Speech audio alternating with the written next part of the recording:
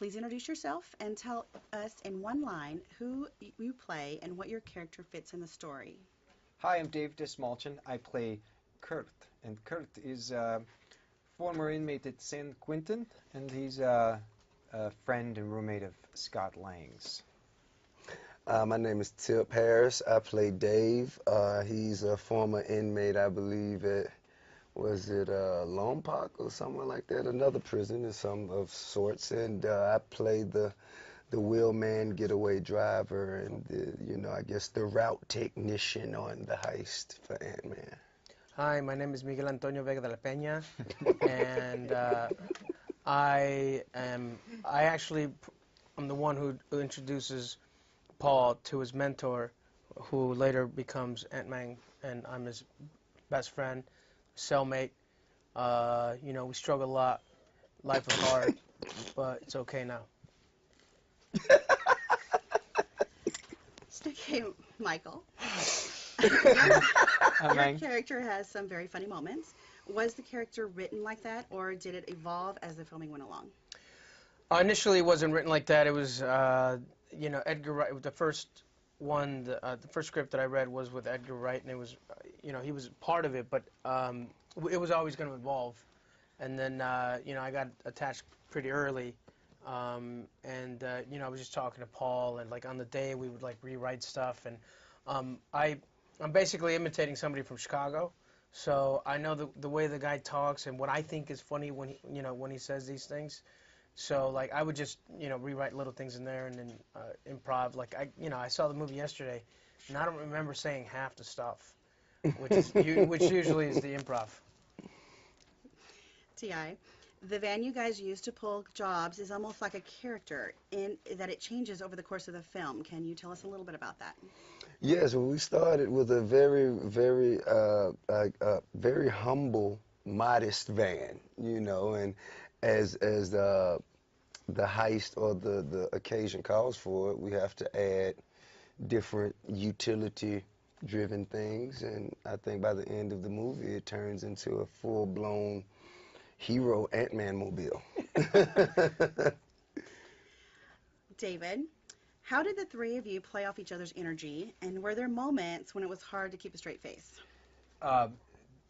One of the best things about the scene work for me was getting to play off of my scene partner's energies. Paul, kind of sets the tone, and then these guys are, they're everything. I mean, every line that I had is in response to them, and so the answer to the second part of your question was I don't know how I kept a straight face. Every day I would show up for work, and I just kept being afraid I was going to ruin these great takes. These guys would do this stuff that was so ridiculous and funny, and I would hold like under the table at the kitchen just because my character's pretty over it all.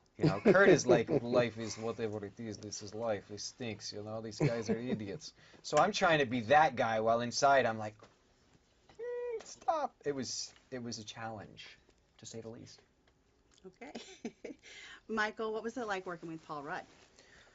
It was great. It was the first time, that I got to work with the guy, and there's sometimes when you get on set and there's a person who's like starring in a movie that presses that forward, and it doesn't lead to much room for growth.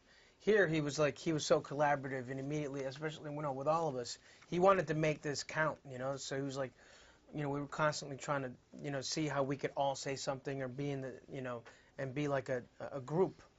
And it was definitely the what'd you say, the entourage? The entourage. Entourage was definitely like a collective effort. Great.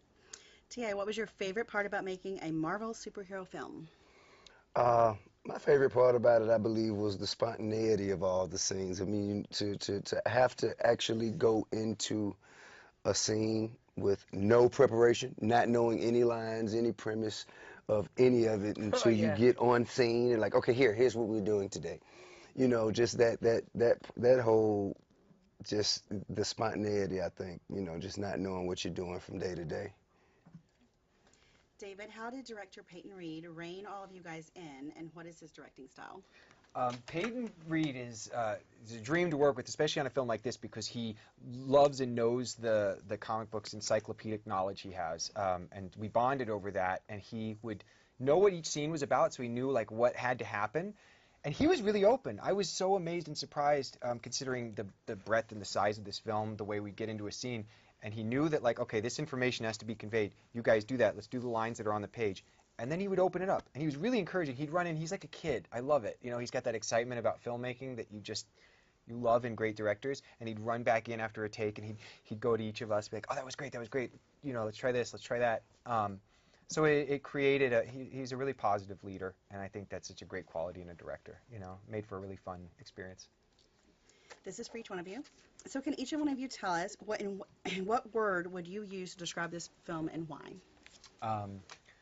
I would describe this film as heartfelt, and that's because it's a film that past all the excitement, the adventure, the sci-fi elements of it, it's a movie about family and about people finding their true like inner heroes.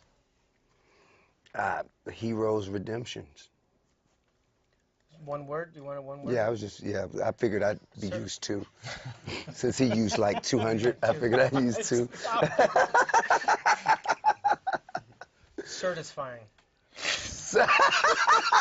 Which is surprising and satisfying. God, that's such a satisfying movie. It's satisfying.